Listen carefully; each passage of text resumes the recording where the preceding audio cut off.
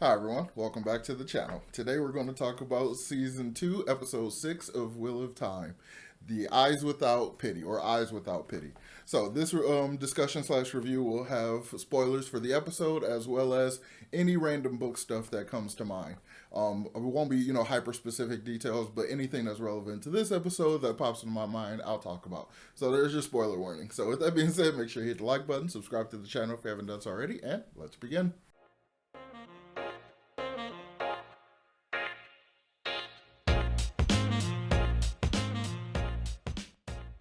All right, so I have some notes here, and I want to kind of talk about the episode in kind of a shotgun order. So, well, almost direct order. But yeah, so first let's start off talking about Rand and Lanfear. Okay, I really like that scene where we're in the dream world and stuff. I thought that was a lot of fun. It kind of does show that Moraine kind of knew what she was talking about, that Lanfear wouldn't just outright like try to kill him or whatever. I like that it's not exactly what she expected, and it's not exactly what I expected, because there was a great mixture of like true manipulation. You could feel her like moving him like a chess piece, but some of the parts of the conversation you could really see Lanfear's actual attraction to him and like her actual true affection for Luce Theron and stuff. So I just really like how she played that. The actress is really good. She plays both those sides of the character of Lanfear really well, and I think it was done so cool. But the way Joshua wakes up from the dream and like tells Moraine or whatever and like leaves her, I thought that was just very weirdly done. The way they focused on his eyes when he popped his eyes open, and the way he just kind of looked and like shook his head or whatever, it came across like either a possession or just like something. I don't know. It just was weird. It like felt like weird directing. And when he just kind of took off, like it felt a little off. But I don't know. Neither here nor there. There might be a reason for it, but who knows?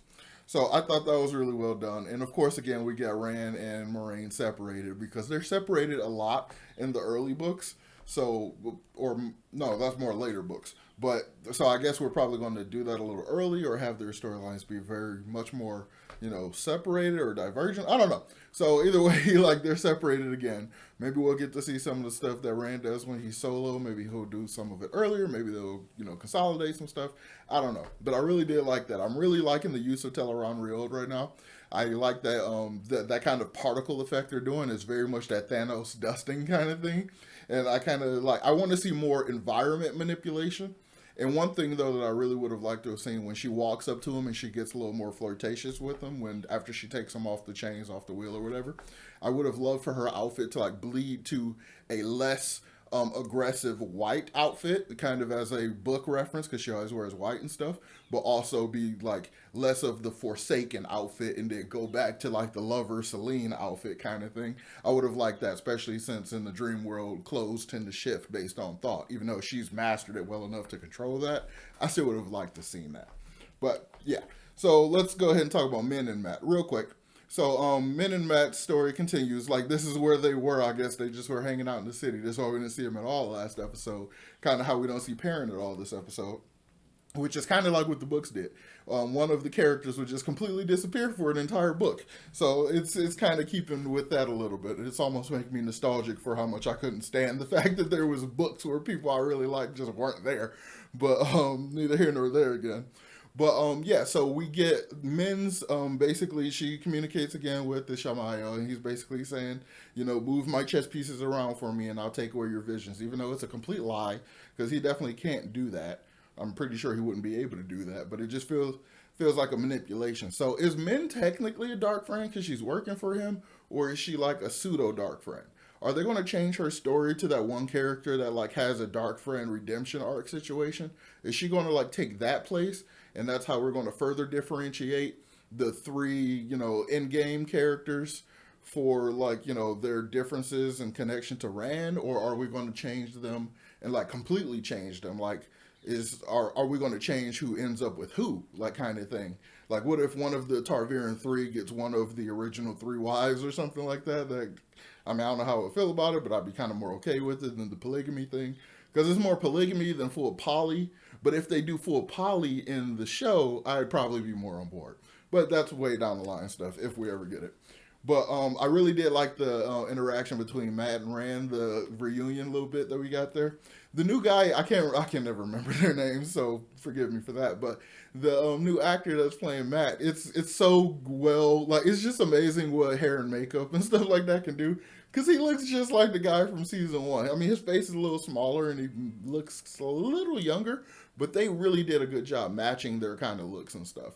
And I really liked that we got that little reunion. Like he shedded a tear and stuff. This guy's like a really good actor to be able to pull that off. I don't know how much time on set or whatever they hang out, but I really bought the chemistry of their friendship. I really felt the years that they've known each other. So I thought that was just really well done. And I really felt Rand's disappointment when he went to leave and Matt wasn't with him. So that's Matt, of course, adhering to the one of the viewings. But we know all the viewings tend to come true. And that's basically what Min has insinuated as well. But she's actively doing things to try to make it not come true. So I'm wondering if there's evidence of that having happened, or if this is just still her trying to do that. Because she did kind of go through a bit where that's what she was always trying to do. And I'm wondering what that vision is. It says that she sees Matt killing Rand. Is that like a end game, like kind of like the thing that happens toward the end of the book sort of situation, or end of the series situation, where they're going to change up characters, or is that just like is it going to be a situation of you can change the viewings? I don't know, so we got to see how that goes. But I do continue to like the actors. I like the way they're doing it, but I do not like, I mean, I understand it because I think they're setting Matt up for the Horn of Valor stuff. That's why he has to stay in the city. But I I just don't like all the characters being separated. I feel like I bitched about that a lot in the when I was reading the books as well. So that just continues. Like I want the party to be together, but that's one of the more unique things about Wheel of Time, the fact that they're not always together. It's not a cliche, just party kind of. Yeah. So yeah, let's continue going. I wish Matt was with the crew. I missed the dynamic between the characters because all these actors are really really good, and I'm really enjoying their skills. So next up, let's talk about Lanfear in general. Lanfear is going out on like a recruitment campaign, right? So this is kind of interesting. So she kind of gets Rand a little bit more on her side, a little bit more manipulation as much as she can. So that's interesting. Then she goes over to Leandrin and kills her son while explaining to her effectively, you might as well work with me. You sworn to the dark in general, so you're technically sworn to all of us. But she's like, you might as well just work with me because at least I'm a woman and you're a woman and I know you hate men, so you might as well at least work with me, even though I'm murdering your son over here, the entire purpose why you swore to the dark. And like, so now you just did all of that for nothing and now you're tied to the dark. And even though that was your pure motivation and you're generally kind of a harsh, kind of a roughneck kind of person, I sense that she is really like suffering from some buyer's remorse at this point. And I think the actress there also did a great job. Like she was really feeling that scene where Lanfear killed her son because like the mouth acting, like the way her lips were quivering and stuff, it felt like she was like holding back true sobs. And I was like, oh, that's really good. That's really well done. I enjoyed that a lot. So that stuff's really good. I like that. I like that we're seeing Lanfear kind of go on a recruitment campaign. She kind of does the does she do the same with men? Um, I don't think so. I know she does with Leandrin, and she kind of does with Rand a little bit. So she doesn't manipulate men too much. I don't think she does it all. Actually, I don't recall. I need to clip back through the episode. I might be forgetting something, but I don't think so. But either way, I like the fact that we're seeing that she's kind of technically working behind the Shamayo's back. So we're kind of getting that little political interplay between the Forsaken because all of them aren't just lockstep with each other. They all have their own plans and machinations and stuff. So I really like that we're starting to see that because that was some of my favorite stuff in the book. I like that stuff is being adapted pretty well. So that's really cool. Um, Okay, before we talk about the big thing in the episode, all the Egwayne stuff, I want to talk a little bit about Nynaeve and Elayne.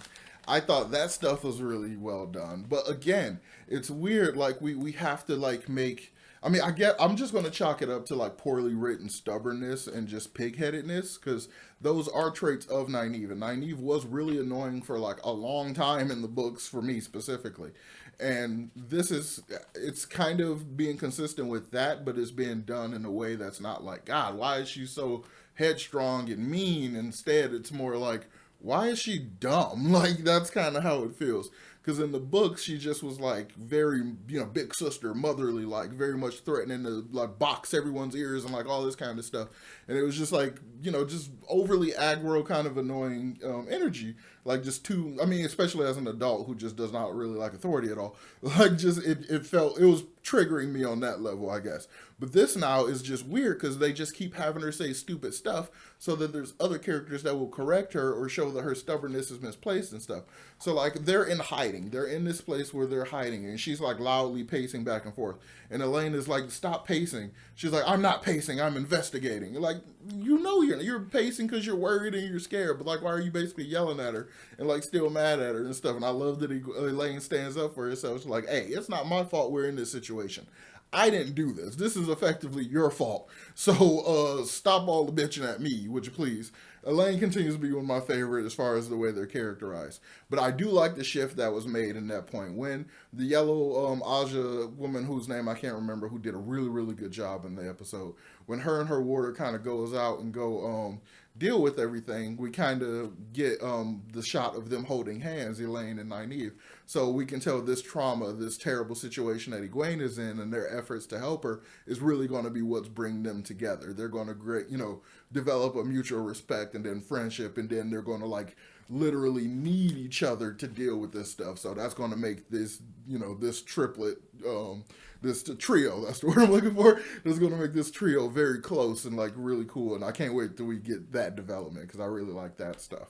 And I really like later on in the books when they just become like so overpowered that it's like, okay, cool. When she's on screen, we know everything's going to be taken care of. Like, I can't wait till we get there. And I like a lot of that stuff. But there's some stuff in that little bit that just like kind of throws me off a little bit. Like, I think it all has to do with the nuances of like the three oaths and stuff. So what I'm talking about specifically is when the Aes Sedai and her warder goes out and fight the Shan-Chan, she specifically says like they don't want to kill her, they want to collar her. And like the collar that they had that they were trying to figure out how to break open, it costs like multiple Aes Sedai lives in order to get it and stuff. And so it's like, very important that they try to figure it out. And while Elayne and God, I wish I could remember her name. I should have went back and looked for it. But while the Aes Sedai and Elayne are like using just a little trickle of the power in order to try to, assess what they can figure out about the Iodom, like they asked Nynaeve for help, or the Aes Sedai asked Nynaeve for help, and she's like, it just doesn't work for me like that because she has the block and it makes sense. So she has the block, so she doesn't have great control, so she's not going to be able to just pull a little trickle of the power and do what you guys are doing.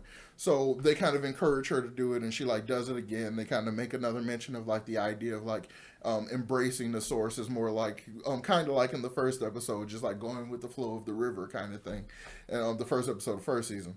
And so she kind of does it and she gets like a spark, but because she's so inherently powerful, that spark was huge. And like she, apologized, like, sorry, I didn't mean to use so much. But of course, one of the Suldam and Damani outside immediately saw the glow, which they didn't show, which I would like them to kind of show more that is exactly how they're finding them so that we can make it more clear. But they haven't done that yet. But clearly that was why she was able to see them like on the second floor, is because of the glow. So that's why they get the Aes Sedai and the warder go out to basically say they're looking for channelers, but not necessarily you guys. So I'm going to go and sacrifice myself and allow you all to basically go on this mission, which I think is going to be the not so officially assigned Black Aja hunt.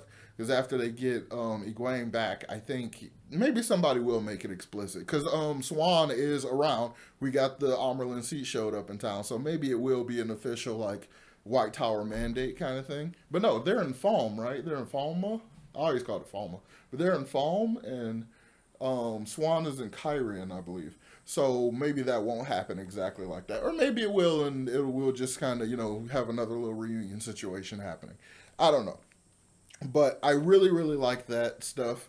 The issue that I have though with that scenario, when they go out and fight, she makes mention of the fact that they want to collar her, they don't want to kill her. So when she goes out and she starts using, which I love because she's yellow Aja, which is mostly the healers. So her like method of attack and stuff is she's using the one power on them. She's like cracking bones and like turning them into pretzels and like doing all kinds of stuff. I'm like, that is badass. And that's exactly the kind of fear I would have going up against a medical specialist because they know how the body works, so they know how to mess it up worse than anybody. So I really, really liked that they did that. I thought that was cool. But I really hate the fact that, I mean, it was clearly a directorial choice because the drama of her being captured and collared is far more like significant and like, you know, visceral and like gut wrenching than her getting killed, ironically, because the death would be a much more preferable end. So the thing that trips me up though is the three oaths. They're not allowed to use the one power as a weapon except for in defense of their own life. But if she had forehand knowledge that they didn't want to kill her, that they wanted to collar her, then does that mean that like how is she able to use the power as a weapon?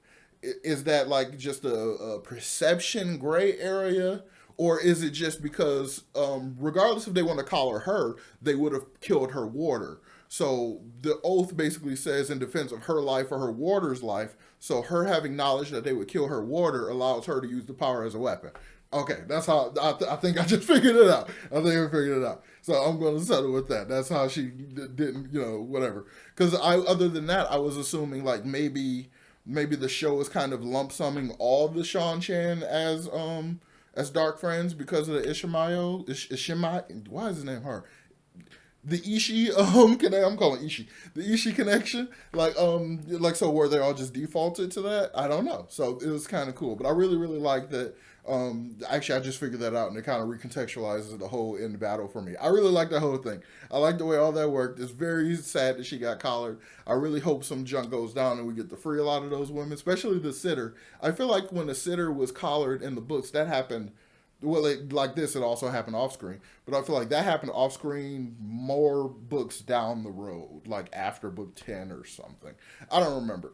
But I felt like that was we were deeper into the series when that happened. And that happened when the Sean Chan came back, not on their first visit. Are they going to, like, leave and come back? Or is it just going to be in that one area and then later they expand when Turoth shows up? I'm probably forgetting details on the books. Maybe they did just settle and then the rest of them came.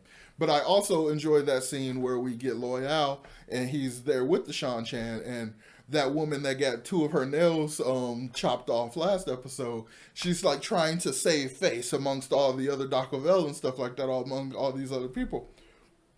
She's trying to like save political face. She's like, what if I gave the gardener the Loial to Turoth and stuff? She's like, oh, could you imagine? Like she's doing all this stuff, and then basically as an entertainment thing, treating him like a jester or whatever. She asked him to sing, like doing Tree Song, which is something we didn't really get a specific example of in the book, which I love that we're able, because it's also a visual medium, we can actually see how it works. So I really like that idea. The fact that we get to see, because not all the Ogier have this ability, and Loial is one of the rare ones that still possess the ability to tree sing. So he like, and I love the way they did it, because in my head I expected it to be more like a cliche elven kind of thing, like a lilting kind of flute kind of sound, but they went with this really cool throat sound, this throat singing kind of thing, and it was just really well done, and it made the tree in the room start to grow more and stuff. And as it's happening, you can see the effect it's having on all the other Sean Chan people there. They're like getting like reverent faces and stuff. This is like a blessing. This is amazing that they're seeing, to the point where like their loyalty to the gesture nature of this whole situation seems to be, you know, diluting. It seems to be, and it seems like the woman whose name I can't remember, the one who got her fingernails chopped off, she seems to recognize it too, and she's like, okay, she basically stops him and like turns it into a clapping thing so she can kind of save face and like regain a position as the attention, you know, focus point amongst the people or whatever. So I like the fact that we're getting hints of all the interplay and the political nature and stuff that even goes on within the Sean Chan. So I thought that was really cool. I like that stuff a lot. And we got no pairing, and that kind of sucks. Hopefully we use this, you know, gap in between appearances to just be like, now he's hanging out with Hopper and the boys, like, you know, something like that. Like we just get all that going. I'd be, you know, and he messing around more with the wolf dreams and stuff. I'd be totally about it. I kind of want the wolf dreams to look a little different. Even though Teleron Rio is just kind of like the world or whatever with like a little, cool little camera effects and stuff. I kind of would like the Wolf Dreams to feel a little more distinct, even though it is the same place, just to make wolves a little more distinct because I'm a wolf nerd. But yeah, so let's talk about the big part of the episode. We're almost 20 minutes into this discussion. I haven't talked about Egwayne at all. So that's going to wrap up the review, and we're going to talk about that to end it. So that entire thing is so incredibly heartbreaking. I would have normally recorded this right after watching the episode last night, but I needed to let it sit because it was just, I hate slave plots. I can't stand them. And they particularly piss me off. And there's the Wheel of Time one is even worse because I kind of blame both Brandon Sanderson and Robert Jordan for not leaving it in his notes or anything. But the fact that the series literally ends and we never fix it. Like, there's not even a hint that Matt, is going to try to do something about it later. He just kind of accepts it and moves on with it. And just it's so weird to me, especially on a metatextual level. Yes, and it probably wouldn't be. I mean, quite frankly, they're Targaryen, so there's really not even an excuse if you try to even apply real world logic. The pattern literally weaves itself around them. If Matt wanted to end it, he could literally make a few suggestions, and the Targaryen nature of him would probably force it into motion.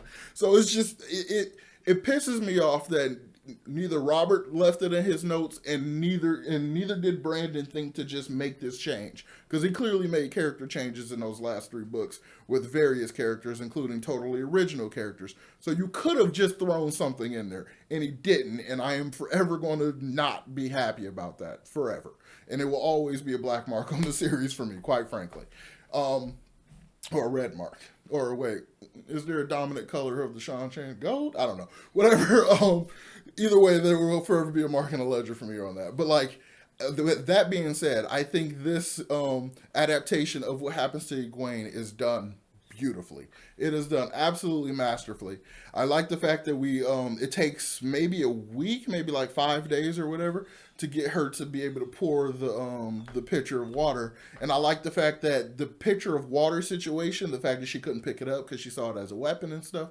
I like the fact that in the book that's kind of just mentioned, but we spend the entire experience of it in this episode framed around that. So I just thought from a directorial and an adaptation standpoint, that's really, really well done. It allows us to get really deep into it and really feel her pain and feel the struggle of it and really understand what this woman, the slaver, whose name I can't remember or whatever, what is she trying to do and breaking her and stuff and treating her subhuman and all this kind of stuff. And it's just it's so frustrating, but it's so well done.